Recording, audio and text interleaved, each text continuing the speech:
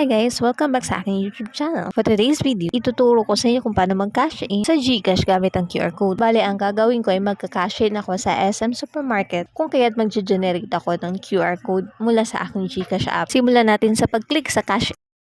Tapos, piliin ang over the counter. Ngayon naman, pipiliin ang supermarket.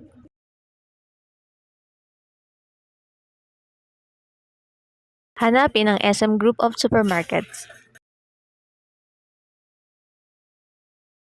Dito tayo mag-generate.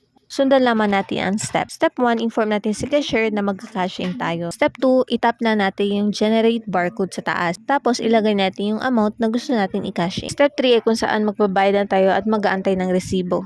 Kapag itatap na natin tong generate barcode, ganito magiging bungad niya. Mag-enter kayo ng amount na gusto nyo i-cash in tapos mag-generate na. So, kunwari mag-enter ako ng 1,000 pesos. After nun, pwede na ako mag-generate ng code. Ganun lamang po kadali. Sana nakatulong sa inyo ang video na to. Kung kayo hindi pa nakasubscribe sa aking YouTube channel, please don't forget to like, subscribe, comment down below, and share this video.